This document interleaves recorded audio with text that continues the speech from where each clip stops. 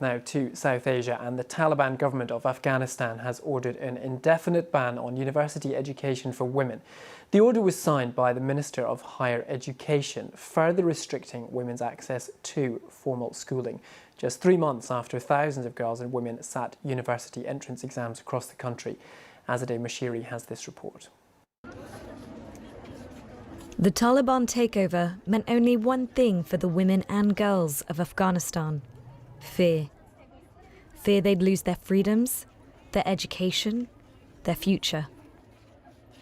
More than a year later, the direction of travel has been cemented. Women no longer have access to university. Women of Afghanistan have been doomed from the very first day that this group took over. Like their flagship of conduct is oppression of women. The war in Afghanistan has not ended. There is no peace. There has been a steady stream of setbacks. Here are just a few. In March, the Taliban broke their promise to reopen secondary school for girls. 2 months later, women were forced to veil their faces as well as their hair. In September, the Women's Affairs Ministry was disbanded. And only last month, women were barred from parks, gyms and swimming pools in the capital. It's another very troubling move, and it's difficult to imagine how a country can develop, can deal with all of the challenges that it has without the active participation of women and the education of women. It all harkens back to the 90s. That was the last time the Taliban enforced its authoritarian regime. And this is Afghanistan today, the only place on earth where women do not have a right to their full education, leaving little room for hope. Azadeh Mashiri, BBC News. Yalda Royan is the Afghan lead for the women's rights group Voice, having advised the World Bank and a range of government departments and NGOs on gender-based issues before being evacuated from Kabul in 2021 by the US. I spoke to her earlier on. I asked her how the Taliban had progressively eroded women's rights since seizing power. Taliban started with stopping women from going to work as soon as they took the control of Afghanistan. And this continued by removing the girls or barring them from accessing education or secondary education, stopping them from going to school over grade 6.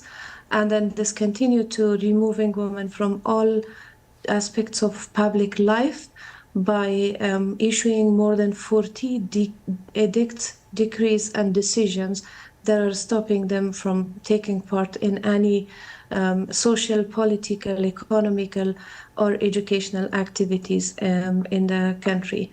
And this last decision that came this morning, or actually this afternoon US time, was on two hands. One, it was surprising for everyone, and on the other hand, it was also shocking for everyone, because we knew that this is going to happen as long as the Taliban continue what they're doing and the international community is not holding them accountable for their atrocities inside Afghanistan. They will continue, and this will not be the last decision that they are making to stop women from taking part in the society. What do you think they will do next to curtail women's involvement in Afghan society?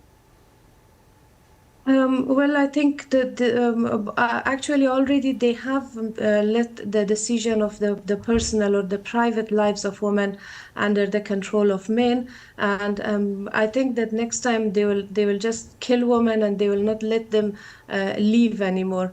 So in a research that we recently just in September we conducted with a group of human rights defenders inside Afghanistan, the human rights defenders said that they are not feeling safe inside their families even because of the increasing sentiment against towards the Taliban, and because of the fear of being persecuted by the Taliban, the men are kind of imposing different forms of violence on women inside the homes to keep them in compliance with what the Taliban are saying.